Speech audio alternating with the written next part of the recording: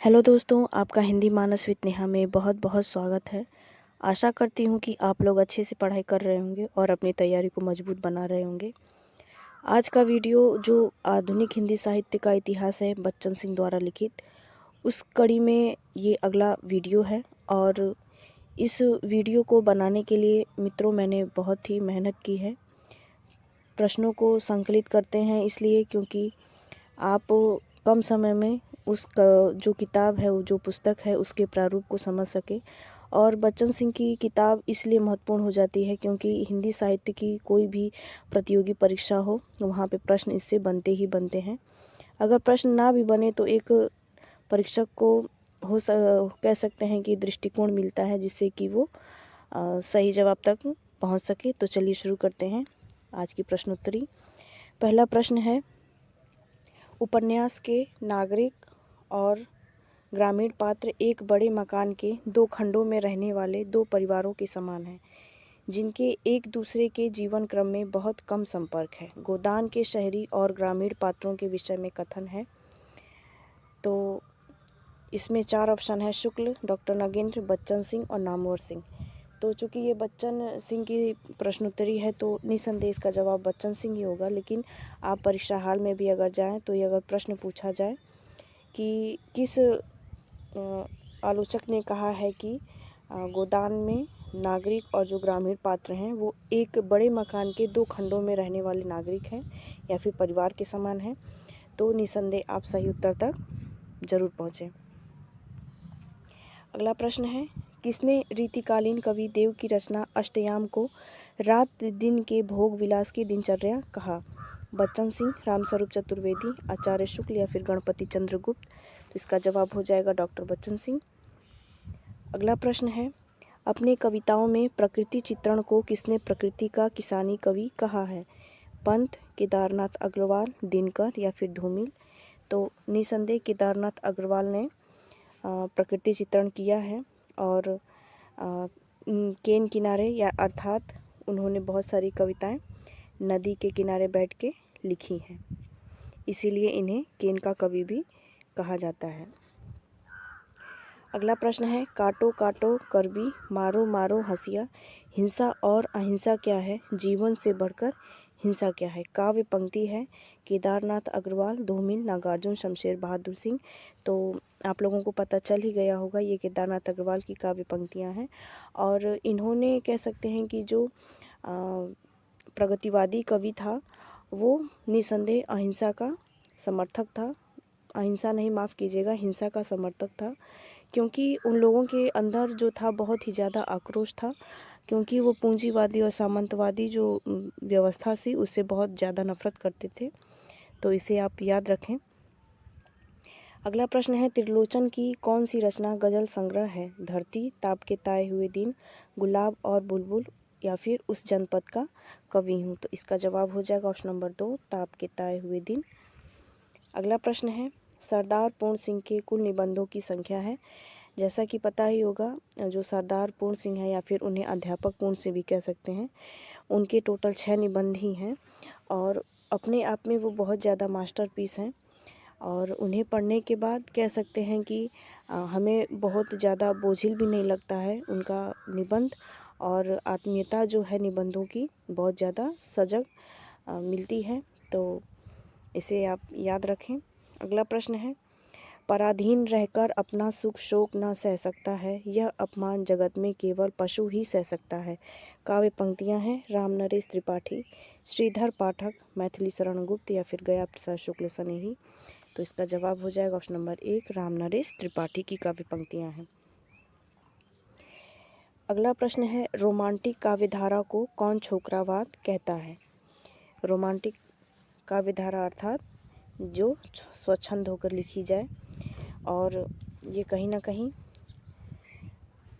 छायावाद की तरफ इंगित करते हैं बच्चन सिंह। इसमें ऑप्शन है सनेही, लाला भगवान दीन, सत्यनारायण कविरत्न या फिर महावीर प्रसाद द्विवेदी। तो इस प्रश्न का जवाब हो जाएगा ऑप्शन नंबर 2, लाला भगवान दीन। अगला प्रश्न है, मौर्य विजय किसकी कविता है? उदय शंकर भट्ट, सियाराम शरण गुप्त, देवी प्रसाद पूर्ण या फिर नाथूराम शर्मा शंकर। तो इसका जवाब हो जाएगा ऑप्शन नंबर 2 सियाराम शरण गुप्त। वैसे तो आचार्य शुक्ल के इतिहास ग्रंथ में भी इन सब ग्रंथों का वर्णन किया ही गया है, लेकिन समझने वाली बात यह है कि अगर कोई भी इतिहासकार अगर इतिहास लिखेगा तो वो भी अपने दृष्टिकोण से किसी भी कवि का या फिर उसकी रचनाओं की आलोचना करेगा ही करेगा। प्रश्न संख्या 10 है कि कविता का विषय मनोरंजक एवं उपदेशपरक होना चाहिए। यमुना के किनारे केली कौतूहल का अद्भुत वर्णन बहुत हो चुका। न परिक्रियाओं पर प्रबंध लिखने की कोई आवश्यकता है और न स्वकीयाओं की गतागत की पहेली बुझाने की। कथन किसका है? पंत, शुक्ल, महावीर प्रसाद द्विवेदी या फिर बच्चन सिंह। तो ये कथन महावीर प्रसाद द्विवेदी का है और उन्होंने कवियों से विशेष आग्रह किया था सरस्वती पत्रिका के द्वारा कि आप कुछ नया विषय ढूंढें, क्योंकि रीतिकाल में निसंदेह बहुत ज़्यादा नक्शी का वर्णन किया गया है। भारतेंदु युग में भी कहीं ना कहीं वो छवि दिखाई देती है, तो इसीलिए उन्होंने कवियों को प्रेरित किया था कि वो कुछ नवीन विषय को आधारित बनाकर अपनी काव्य पंक्तियाँ या फिर कविताएँ लिखें। प्रश्न संख्या 11 है असंगत विकल्प है। मुक्तिबोध की कविताएं गहरे आत्मसंघर्ष की कविताएं हैं। दूसरा ऑप्शन है अंधेरे में कविता होने के साथ अस्मिता की खोज है। फिर है कि अंधेरे में कविता के 15 भाग हैं। रक्ता लोक पुरुष ब्रह्म राक्षस कविता का पात्र है। तो इन ऑप्शनों के माध्यम से आप प्रश्न के साथ साथ उस कविता उस पुस्तक में लिखा क्या गया है बच्चन सिंह के द्वारा, इसे भी आप ज़रूर ही समझ रहे होंगे। तो रक्तालोक पुरुष जो है वो ब्रह्म राक्षस कविता का पात्र नहीं है, बल्कि वो अंधेरे में कविता का पात्र है। इसके साथ ही इसका जवाब ऑप्शन नंबर 4 सही हो जाएगा। ये असंगत कथन है, क्योंकि मुक्तिबोध की कविताएं गहरे आत्मसंघर्ष की कविता है, एकदम सही बात है। अंधेरे में कविता होने के साथ अस्मिता की खोज है, एकदम सही बात है। और अंधेरे में जो कविता है उसके टोटल 15 भाग हैं, ये बात भी सही है। अगला प्रश्न है कि मैं राजकीय मुद्राओं से कृत होने के लिए नहीं हूँ, यह पंक्ति किस नाटक की है? आषाढ़ का एक दिन, एक और द्रोणाचार्य, स्कंदगुप्त या फिर ध्रुव स्वामिनी। तो ये आषाढ़ का एक दिन से ली गई काव्य पंक्तियाँ हैं, माफ़ कीजिएगा नाटक की पंक्तियाँ हैं। और इसके लेखक तो आपको पता ही होगा मोहन राकेश हैं, और ये नेट जीआरएफ के सिलेबस में लगा हुआ नाटक है। अगला प्रश्न है प्रगतिवादी धारा के सुमित्रा नंदन पंत किसे कहा जाता है? ध्यान से देखिएगा, प्रगतिवादी धारा के सुमित्रा नंदन पंत कहा जाता है केदारनाथ अग्रवाल को, क्योंकि मैंने ऊपर बताया कि इन्होंने बहुत सारी कविताएं जो है वो प्रकृति चित्रण पर लिखी हैं। तो नागार्जुन ने भी कविताएं लिखी हैं, लेकिन केदारनाथ अग्रवाल की जो कविताएं हैं वो ज़्यादा मुखर होती हैं। तो अगला प्रश्न देखते हैं। प्रश्न संख्या 14 है असंगत विकल्प है। नाटक जारी है, मंगलेश डबराल की रचना है, मुक्ति प्रसन्न राजकमल चौधरी की, अजय खंडहर रांगे राघव की, चंपा काले अक्षर नहीं चीनती त्रिलोचन की। तो नाटक जारी है, ये बाकी की तीनों रचनाएं भी बहुत फेमस है अपने आप में। और नाटक जारी है मंगलेश डबराल का ना होके लीलाधर जगुड़ी का है। किसका है? लीलाधर जगुड़ी का। इसके साथ ही इसका जवाब ऑप्शन नंबर 1 सही हो जाएगा। अगला प्रश्न है कौन सा कथन कवि के विषय में बच्चन सिंह का नहीं है? राजकमल चौधरी ये गुस्से के कवि थे, ये नागार्जुन बोल रहे हैं। नागार्जुन ये कोटि कोटि जन के प्रतिनिधि कवि थे। नई कविता उनकी अपनी है जो मिसफिट है, मुक्तिबोध। भारतेंदु ने हमारे जीवन में साहित्य को लगा दिया भार तेंदु। तो इसका जवाब अगर हम देखें तो ऑप्शन नंबर 3 ये बच्चन सिंह का कथन ना हो के आचार्य शुक्ल का कथन है, और बाकी के जो 3 कथन है ये बच्चन सिंह के कथन है। प्रश्न संख्या 16 है भारतीय जन नाट्य संघ इप्टा के संदर्भ में गलत कथन है। इसकी स्थापना 1943 में हुई थी। बलराज साहनी, हबीब तनवीर, जौहरा सहगल, दुर्गा खोटे का संबंध इप्टा से था। इसके माध्यम से फांसीवाद के खिलाफ देश भर में नाटक खेले गए। फिर है इसमें अंग्रेजी हुकूमत के खिलाफ देश भर में नाटक खेले गए। तो इसका अगर हम जवाब देखें तो इसकी स्थापना 43 में हुई थी, 1943 में, बात एकदम सही है। बलराज साहनी, हबीब तनवीर, जौहरा सहगल, दुर्गा खोटे इप्टा से थे, एकदम सही बात है। इसके माध्यम से फांसीवाद के खिलाफ देश भर में नाटक खेले गए। फांसीवाद क्या है? फांसीवाद जो कि शासन की निरंकुशता होती है, उसे हम फांसीवाद कह सकते हैं। तो ये बात भी एकदम सही है, लेकिन इसमें अंग्रेजी हुकूमत के खिलाफ देश भर में नाटक खेले गए, ये बात सही नहीं है, क्योंकि उन्होंने अंग्रेज़ों का उतना विरोध नहीं किया जिसके कारण कि उन लोगों की बहुत आलोचना की गई।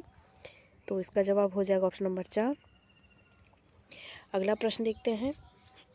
मैं नवागत का वह अजीत अभिमन्यु हूँ, प्रारब्ध जिसका गर्भ में ही हो चुका निश्चित, अपरिचित जिंदगी के व्यूह में फेंका हुआ उन्माद, बांधी पंक्तियों को तोड़ क्रमशः लक्ष्य की तरफ बढ़ता हुआ उन्माद। ये काव्य पंक्तियाँ किसकी हैं? धर्मवीर भारती, कुंवर नारायण, अज्ञेय या फिर दिनकर। तो ये काव्य पंक्तियाँ कुंवर नारायण की हैं चक्रव्यूह नामक रचना से, क्योंकि चक्रव्यूह को सिर्फ और सिर्फ अभिमन्यु तोड़ने गए थे और यहाँ पे वर्णित भी है। अगला प्रश्न है, राजा दक्ष और सती जैसे पौराणिक पात्रों को लेकर कविता किसने लिखी है? मोहन राकेश, दुष्यंत कुमार, धर्मवीर भारती या फिर कुंवर नारायण। तो आप लोगों को पता ही होगा, दुष्यंत कुमार ने राजा दक्ष और सती को लेकर एक कंठ विस्पाई नाम की रचना लिखी है। एक कंठ विस्पाई।